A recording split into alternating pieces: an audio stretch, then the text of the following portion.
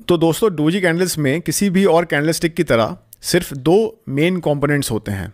Number one is the wick और shadow and number two is the body of the candle stick.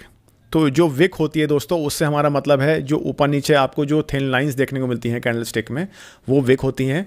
और जो body होती है candle stick की दोस्तों, वो किसी भी और कैंडल स्टिक की तरह आपको पर्टिकुलर कैंडल की जो ओपनिंग और क्लोजिंग प्राइस है उसके बारे में बताती है। जो डोजी कैंडल स्टिक्स होती हैं वो तीन प्रकार की होती हैं, तीन तरीके की डोजी कैंडल स्टिक्स होती हैं। सबसे पहले होती है body placed in the middle, मतलब ऐसी डोजी कैंडल स्टिक जिसमें उसकी जो बॉडी है वो सेंटर में प्लेस्ड है। और दूसरी होती है body placed at the bottom of the candle stick, एक ऐसी डोजी कैंडल स्टिक जिसमें जो बॉडी है कैंडल की वो एकदम बॉटम साइड पर प्लेस्ड है। और तीसरे तरीके की जो डोजी कैंडल स्टिक होती है वो होती है जिसमें कैंडल की जो बॉडी है वो उसके टॉप साइड पर प्लेस्ड होती है।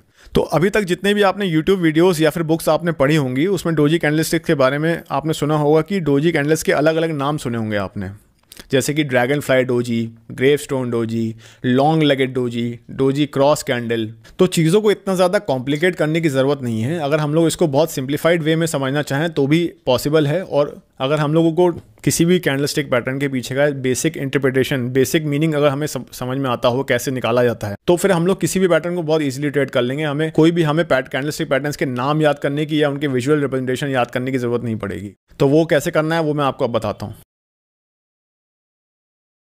उसके लिए चलिए सबसे पहले हम लोग चलते हैं बैंक निफ्टी के चार्ट पर। और बैंक निफ्टी के चार्ट पर हमें सबसे पहले 1 आवर चार्ट खोल लेना है। जब हम 1 आवर चार्ट ओपन कर लेंगे तो हमें यहाँ पर कुछ सपोर्ट और रेजिस्टेंस एरिया मार्क कर लेने हैं। अब जो सपोर्ट और रेजिस्टेंस एरिया होते हैं दोस्तों, इसको मार्क करना बहुत ही ईजी है। आप किसी भी ट्रेडिंग सॉफ्टवेयर आप यूज़ करते होगे, चाहे tradingview.com हो या investing.com हो, तो वहाँ पर आप टूल्स में जाओगे तो आपको वहाँ पर हॉरिजॉन्टल रे, हॉरिजॉन्टल लाइन, ट्रेंड लाइन या फिर रेक्टेंगल, ये चार चीज़ें हैं जिसका इस्तेमाल करके आप लोग सपोर्ट, रेजिस्टेंस या फिर सप्लाई और डिमांड जोन्स भी जिसको हम बोलते हैं, वो दोनों एक ही चीज़ें होती हैं।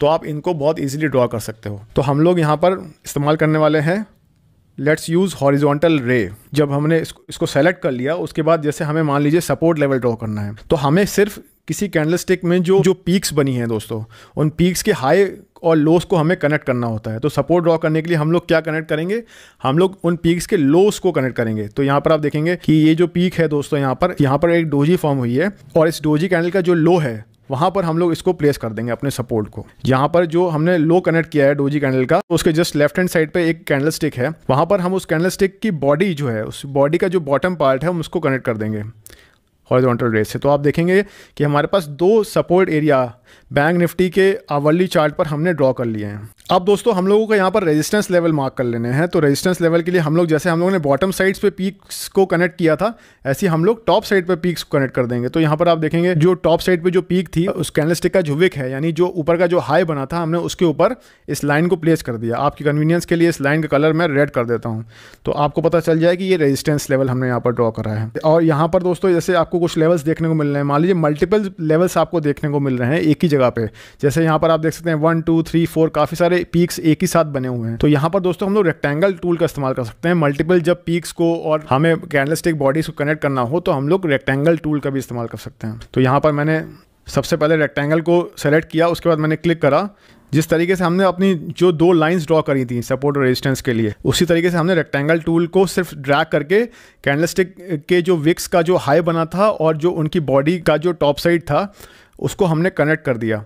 तो हमारे पास एक रेजिस्टेंस लेवल ड्रॉ हो गई यहाँ पर। अब हमें यहाँ पर कुछ सपोर्ट लेवल देखने को मिल रहे हैं इस जगह पर। तो यहाँ पर भी हम लोग सेम चीज़ करेंगे दोस्तों। सपोर्ट लेवल ड्रॉ करने के लिए क्या करेंगे, जो विक्स का लो है उसको हम लोग कैंडलस्टिक के विक्स को और जो बॉडीज़ का जो बॉटम साइड है उसको हम लोग कनेक्ट कर देंगे। तो हमारे सपोर्ट लेवल यहाँ पर ड्रॉ हो जाएंगे। तो हमारे पास कुछ सपोर्ट और रेजिस्टेंस लेवल हमने इस तरीके से ड्रॉ कर लिए दोस्तों। सबसे पहले सपोर्ट एरिया का काम क्या होता है दोस्तों, सपोर्ट एरिया का काम ये होता है कि जब किसी स्टॉक की प्राइसेस में बहुत ज़्यादा फॉल आ गया हो और जब वो अपने सपोर्ट एरिया या डिमांड जोन के पास पहुंचती हैं, तो ऐसा एक्सपेक्ट करते हैं कि प्राइसेस वहाँ से रिटेस्ट करके ऊपर की तरफ जाएंगी, वापस एक रिवर्सल आएगा और प्राइसेस में एक रिकवरी आते हुए देखने को मिलेगी। कहीं पर भी दोस्तों अगर एक एग्जिस्टिंग लो आपको दिख रहा हो चार्ट्स पर और लोस के पास से अगर आपको प्राइसेस में रिकवरी आते हुए देखने को मिल रही हो, तो आप ऐसा मान के चल सकते हैं कि वहां पर एक सपोर्ट एरिया एग्जिस्ट करता है। और इसी तरीके से आपको किसी चार्ट पर कोई एरिया है, अगर वहां पर आपको प्राइसेस में वहां से एक फॉल आते हुए देखने को मिल रहा हो, तो आप मान के चल सकते हैं कि उस एरिया में एक रेजिस्टेंस एग्जिस्ट करती है। एक बार जब हमने ये सपोर्ट और रेजिस्टेंस एरिया हमें ड्रॉ करना अच्छे से आ गया,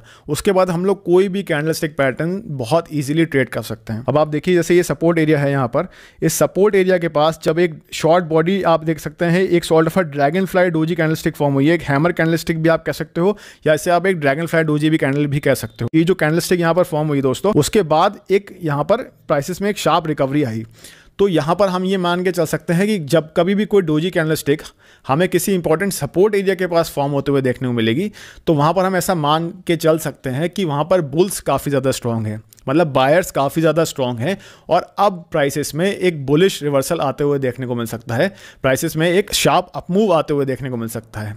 ठीक है, उसी तरीके से आप यहाँ पे देखोगे मल्टीपल ओकेजन्स में जब भी दोस्तों डोजी कैंडलस्टिक किसी इंपॉर्टेंट रेजिस्टेंस एरिया के नीचे फॉर्म हुई, जैसे आप यहाँ देख सकते हो नंबर 1 यहाँ पर एक एग्जांपल के तौर पर यहाँ पर हमें एक ग्रेवस्टोन डोजी बनते हुए देखने को मिली, एक डोजी क्रॉस यहाँ पर बनते हुए देखने को मिली, एक डोजी क्रॉस कैंडलस्टिक हमें यहाँ पर बनते हुए देखने को मिली। मतलब मल्टीपल ओकेजन्स आप चार्ट में देख सकते हो कि जब रेजिस्टेंस एरिया के नीचे आपको एक डोजी कैंडलस्टिक बनते हुए यहाँ देखने को मिल रही है। तो जब जब दोस्तों यहाँ पर एक डोजी कैंडलस्टिक फॉर्म हो रही है, उसके बाद प्राइसेस में क्या हो रहा है, एक शार्प डाउन मूव आ रहा है, प्राइसेस में गिरावट आ रही है। तो इसी तरीके से जैसे हमने अभी सपोर्ट एरिया के कॉन्सेप्ट को समझा, उसी तरीके से दोस्तों यहाँ पर हम ये मान के चल सकते हैं कि जब भी एक डोजी कैंडलस्टिक एक इंपॉर्टेंट रेजिस्टेंस लेवल के नीचे फॉर्म होगी, तो आप ये मान के चलोगे कि यहाँ पर अब प्राइसेस में एक भारी गिरावट आ सकती है।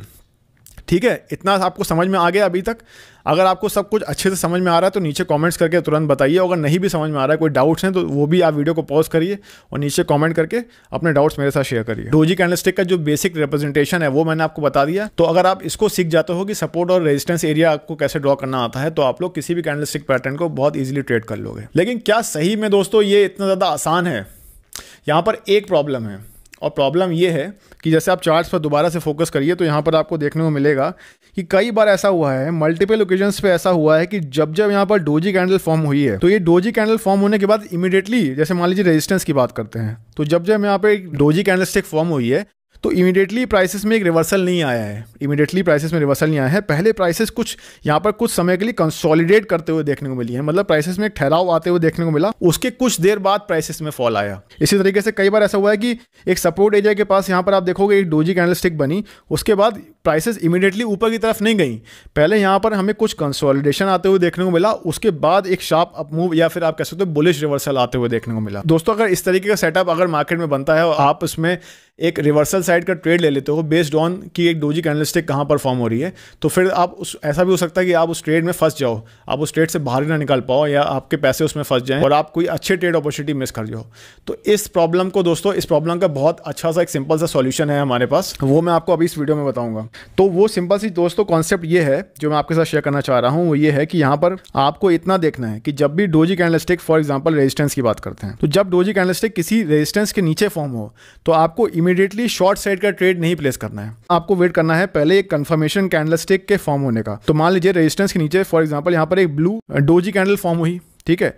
अब इस डोजी कैंडल के फॉर्म होते ही आपको इमीडिएटली रेजिस्टेंस के नीचे डोजी कैंडल फॉर्म होते ही आपको इमीडिएटली शॉर्ट साइड का ट्रेड नहीं प्लेस करना है, आपको पहले वेट करना है एक कंफर्मेशन कैंडलस्टिक के फॉर्म होने का। अब ये कंफर्मेशन कैंडलस्टिक क्या होगी? अब जैसे आप लोग रेजिस्टेंस के नीचे डोजी के फॉर्म होने के बाद शॉर्ट साइड का ट्रेड ले रहे हैं, तो यानी सेलिंग का ट्रेड आप ले रहे हो, ठीक है। तो उसके लिए आपको कंफर्मेशन यानी आपको एक सेलिंग कैंडल का फॉर्म होने का वेट करना है, एक बिग रेड कैंडल के फॉर्म होने का वेट करना है, और उस कैंडलस्टिक में आपको दो चीज़ें मेक शो करनी है। वो दो चीज़ें ये हैं कि वो जो सेलिंग कंफर्मेशन कैंडलस्टिक है जब वो फॉर्म हुई हो, आपको वॉल्यूम्स में इंक्रीज आते हुए देखने को मिलना चाहिए, और वो जो कंफर्मेशन कैंडलस्टिक आपकी फॉर्म हुई है, जो red bearish confirmation candlestick form हुई है, आपको इतना मेक श्योर करना है उसके पहले की जो डोजी कैंडलस्टिक है, वो कंफर्मेशन कैंडलस्टिक का जो क्लोज है वो डोजी कैंडल के लो के नीचे बंद हुआ हो। मतलब कंफर्मेशन कैंडलस्टिक डोजी कैंडल के लो के नीचे बंद होनी जरूरी है। बस ये दो चीज़ें आपको देखनी है। Number one is the volume और कंफर्मेशन कैंडल डोजी कैंडल के लो के नीचे बंद हुई हो। उसी तरीके से अगर आप सपोर्ट एरिया पे मान लीजिए आपको लॉन्ग साइड का यानी बाइंग का ट्रेड करना है, तो जब डोजी कैंडलस्टिक फॉर्म हो गई उसके बाद इमीडिएटली आपने बाइंग साइड का ट्रेड नहीं लिया, आपने पहले वेट करा एक कंफर्मेशन कैंडलस्टिक फॉर्म होने का। जैसे इस इंस्टेंस पे हमें यहाँ पे फॉर्म होते हुए देखने को मिला, पहले कुछ 2 डोजी कैंडलस्टिक्स फॉर्म हुई, उसके बाद एक big blue buying confirmation candlestick form हुई वॉल्यूम्स में इंक्रीज के साथ। उसके बाद बैंक निफ्टी में एक बहुत अच्छा अपमूव आते हुए हमें देखने को मिला और प्राइसेस काफ़ी अच्छे तरीके से यहाँ पर रिकवर करते हुए हमें देखने को मिली। तो दोस्तों इस सिंपल से कॉन्सेप्ट को, मतलब मैंने आपको कॉन्सेप्ट बताया कि doji candlestick plus confirmation candlestick, इस सिंपल से कॉन्सेप्ट को आप समझने के बाद आप बहुत इजीली डोजी कैंडलस्टिक्स को ट्रेड कर सकते हैं। अब आपको डोजी कैंडलस्टिक्स के आपको वेरियस कॉम्बिनेशंस देखने को मिलते होंगे। अगर आप गूगल पे डोजी कैंडलस्टिक पैटर्न्स सर्च करते हैं तो वहाँ पर आपको बहुत सारे नाम देखने को मिलेंगे। वहाँ पर आपको देखने को मिलेगा doji star pattern, abandoned baby pattern, morning star pattern, tri star pattern, harami cross pattern. तो इस तरीके के कई सारे आपको डोजी से संबंधित पैटर्न्स देखने को मिलेंगे। लेकिन दोस्तों एक बात मैं आपको बताना चाहूँगा, एक सिंपल सा यहाँ पर एक हैक है, एक सिंपल सी ट्रिक है। वो ट्रिक क्या है? वो ये है कि जितनी भी ज़्यादा पैटर्न्स आप देखते हो ना डोजी कैंडलस्टिक्स के ऊपर जो रिलेटेड उनसे पैटर्न्स होते हैं, ये ज़्यादातर कुछ नहीं होते हैं, ये सिर्फ एक डोजी कैंडलस्टिक और एक कंफर्मेशन कैंडलस्टिक के कॉम्बिनेशन से बने हुए होते हैं। इस सिंपल से कॉन्सेप्ट को अच्छे से समझ जाओगे तो आप इजीली ट्रेड कर पाओगे मार्केट्स में। आप लोग अगर अभी तक वीडियो में बने हुए हैं तो मैं आप लोगों के साथ एक बहुत ही सीक्रेट प्राइस एक्शन कॉन्सेप्ट है जो मैं आपके साथ शेयर करना चाहूँगा। जो सीक्रेट प्राइस एक्शन कॉन्सेप्ट है वो ये है कि यहाँ पर हम लोग हमें डेली चार्ट खोल लेना है किसी भी स्टॉक का, या फिर चलिए हम यहाँ पे बैंक निफ्टी की बात कर रहे हैं तो यहाँ पे हमने बैंक निफ्टी का डेली चार्ट ओपन कर लिया। उसके बाद दोस्तों जैसे मैंने आपको बताया, आपको उसी सेम तरीके से दोस्तों आपको यहाँ पर सपोर्ट और रेजिस्टेंस एरिया मार्क कर लेने हैं। तो दोस्तों एक बार जब आप ये सपोर्ट और रेजिस्टेंस एरिया ड्रॉ कर लेंगे तो एक चीज़ आपको यहाँ पर देखने को मिलेगी डेली चार्ट्स पर कि जब भी प्राइसेस में कोई बड़ा फॉल आया है उससे पहले हमें डोजी कैंडलस्टिक्स, मतलब एक रेजिस्टेंस एरिया के नीचे हमें डोजी कैंडल्स फॉर्म होते हुए देखने को मिली हैं, या शॉर्ट बॉडी कैंडल्स कह सकते हैं आप, इसको डोजी कैंडल्स कह सकते हैं, इसको स्विनिंग टॉप कैंडलस्टिक्स भी बोलते हैं। कितना भी ज़्यादा कॉम्प्लिकेट करना चाहें चीज़ों को आप कर सकते हैं, लेकिन सिंप्लीफाइड वे में हम इसको डोजी कैंडल्स बोल सकते हैं, ठीक है। तो एक रेजिस्टेंस के नीचे एक short body doji candle form हुई, उसके बाद प्राइसेस में एक फॉल आया। उसी तरीके से जो हमने सपोर्ट एरिया मार्क करे हैं, जब प्राइसेस में एक अच्छा खासा अपमूव आया, एक अच्छी खासी रिकवरी आई, उससे पहले हमें सपोर्ट एरिया के ऊपर डोजी कैंडलस्टिक फॉर्म होते हुए देखने को मिली। अब एक चीज़ मैं आपको और बताना चाहूँगा कि अगर सपोर्ट और रेजिस्टेंस एरिया ब्रेक होता है तो उनके रोल्स स्विच हो जाते हैं। अब यहाँ पर आप देखिए कि जब भी प्राइसेस में कोई बड़ा फॉल आया, रेजिस्टेंस के नीचे पहले एक शॉर्ट बॉडी डोजी कैंडल बनते हुए देखने को मिली, और जब भी प्राइसेस में कोई बड़ा अपमूव आया उससे पहले हमें एक शॉर्ट बॉडी डोजी कैंडल बनते हुए देखने को मिली एक इंपॉर्टेंट सपोर्ट एरिया के ऊपर। तो यहाँ पर एक सिंपल सा कॉन्सेप्ट ये है दोस्तों कि डेली चार्ट्स पर जब भी आपको इस तरीके की शॉर्ट बॉडी कैंडल्स देखने को मिले, मतलब डेली चार्ट्स पर जो कैंडलस्टिक्स होती हैं वो आपको एंटायर डे का प्राइस एक्शन बता रही होती हैं। तो जब भी आपको डेली चार्ट्स पर डोजी कैंडलस्टिक या कोई शॉर्ट बॉडी कैंडलस्टिक फॉर्म होते हुए देखने को मिलती है तो उस तरह के प्राइस एक्शन को हम लोग बोलते हैं शॉर्ट डेज। और जब आपको इस तरीके का प्राइस एक्शन देखने को मिले डेली चार्ट्स पर, यानी short days type of candlesticks देखने को मिले, तो आप ये मान के चल सकते हैं कि ये बहुत हाई पॉसिबिलिटी है कि नेक्स्ट डे आपको प्राइसेस में एक शार्प रिवर्सल आते हुए देखने को मिल सकता है। और ऐसा इसलिए है दोस्तों कि जो शॉर्ट डेज होते हैं या बेसिकली इनडिसीजन को रिप्रेजेंट करते हैं मार्केट। तो एक अगर मार्केट टॉप पर आपको एक स्टेट ऑफ इनडिसीजन देखने को मिल रही है, यानी रेजिस्टेंस के नीचे स्टेट ऑफ इनडिसीजन देखने को मिल रहा है, तो इसका मतलब है कि हो सकता है कि प्राइसेस अब एक डाउन मूव शुरू हो जाए प्राइसेस, क्योंकि रेजिस्टेंस के नीचे ऐसी कैंडलस्टिक बनी थी। और इसी तरीके से अगर आपको एक सपोर्ट एरिया के ऊपर इस तरीके की कैंडलस्टिक बनते हुए देखने को मिल रही है तो ये हो सकता है कि यहाँ पर भी एक स्टेट ऑफ इंडिशियन है, और हो सकता है कि यहाँ पर भी एक शार्प अब एक रिवर्सल आ जाए, प्राइसेस में एक रिकवरी आ जाए।